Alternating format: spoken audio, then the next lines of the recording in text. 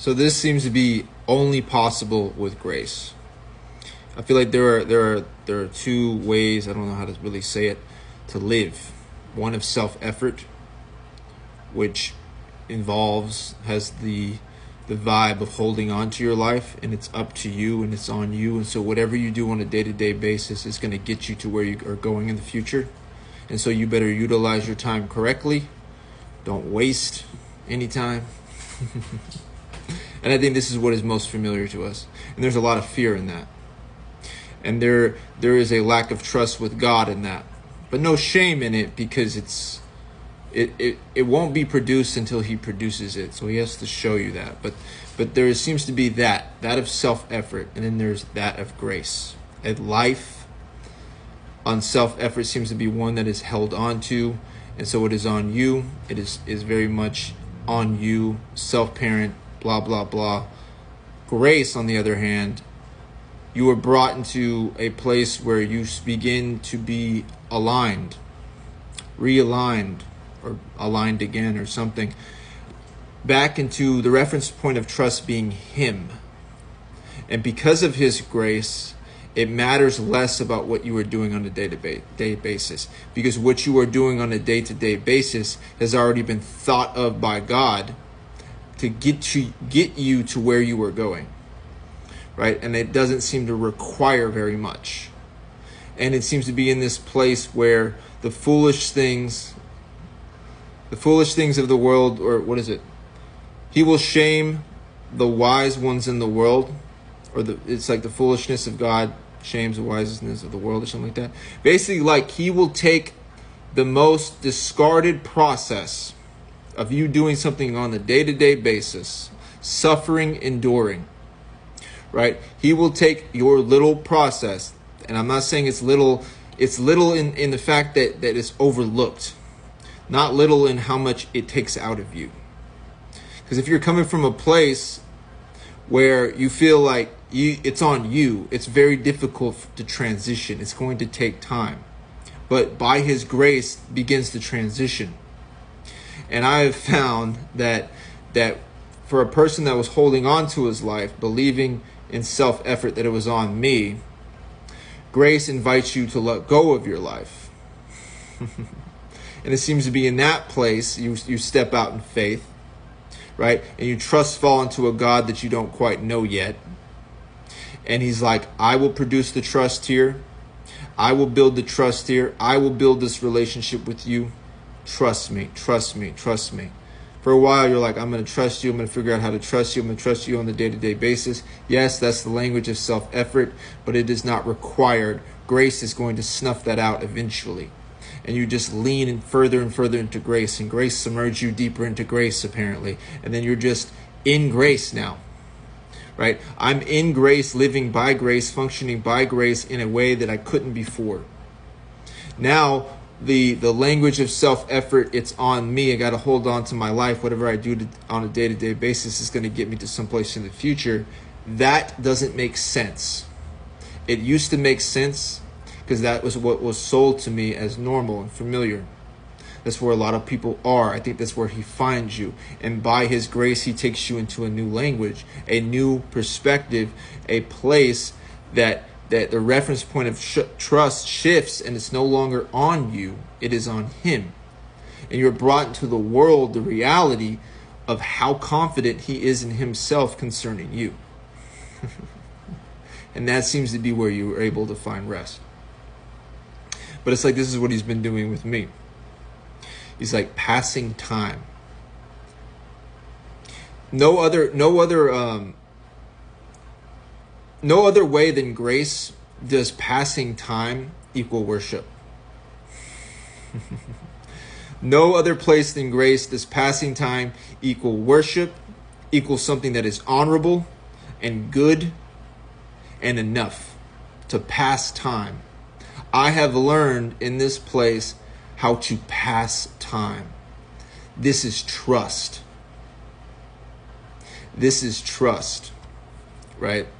Like, it's not being lazy, but it's seeing by the Holy Spirit, I believe, how much you are incapable of getting yourself to the next place, wherever he is taking you. So he brings you to a still place, a dry place, and grace has you still, be still. And then he begins to change the way you think. And one of the things that he has been changing the way that I think is the things I do on a day-to-day basis don't matter like I thought they did. I was sold a bill of goods. And in the language of self-effort, the things that I do on a day-to-day basis matter. But whenever you are brought into grace, it doesn't matter that much. And whenever you are in self-effort to pass time, it's probably the worst thing you can do. To just bypass time. There's no trust in God with that. There's no honor in that. But whenever it's like you were taken into a different frequency, right? Your ear begins to hear something that it didn't hear before, and you consider that to be good because grace is showing you what good is. And what you thought good was, it wasn't very good because now a new goodness is coming in and judging that level of goodness you had before. Grace is saying, no, this is actually worship for you to pass the time. This is worship for you to do nothing. This is worship for you to scroll on your phone. This is worship. This is honorable. This is trusting me. And it's like I'm coming to find that the way in which I've described my life, it is becoming obsolete because the container of self-effort is no more. Instead, there's this container of grace. And grace changes the descriptions on everything and takes the weight off of me in the way that it was on me with self-effort. It is no longer on me. So trusting God, which is very difficult for a person who's felt like it's on them, transitioning from that place into one who essentially looks like they're wasting their life, wasting the day away. And how you you end up dying to what motivated you in self-effort as he begins to teach you how to be still and know that he is God. The God that has you, the God where his grace is sufficient in your weakness, which you were unable to produce in your own strength, which was everything you had to do when you were operating under self-effort, becomes something that is obsolete, becomes something that is no more, right? So you have all of these things on TikTok or whatever. It's just like, if we only just picked up our Bible more than we picked up our phone, or we have all this whole thing with pornography and demons and all this shit, right? All this stuff, everything, just scroll. I'm telling you, the language of grace will make the way you see that no more. It will not matter. And I think that's where faith will be, because what is familiar is like where the collective has said, this is what this is. And I think grace makes what was black and white and rigid blurry. And in that blurriness, you can't see, and so you were walking by faith. He's like, this isn't actually what you were taught it is. And wasting time is not going to actually hold you back. It's going to be something that I use to propel you forward as I have you look back at the right time for you to see that my grace was sufficient in your weakness, and the version of you that is now ready to inherit what I have for you knows that it was by my grace that this happened. And so the part of you that feel like you had to get there in your own strength, that had to die. That had to be put into the grave. Because there was no longer a function, there was no longer a purpose for it. The part of you that felt like it had to manage darkness is snuffed out by his grace. I mean, look, I don't know what God's going to do with me, but if it's something really cool, and like, wow, God did that. How did he do that? What did you do? I'll remember, because I've been doing this shit for a long time. And you're going to take what I did on a day-to-day basis, right? And I think this is where God does the impossible. And I look forward to it. I'm fascinated by this. This is what I did on a day-to-day basis. And this is what I didn't do on a day-to-day basis. You're going to look at it and be like, you just wasted away on your phone pretty much.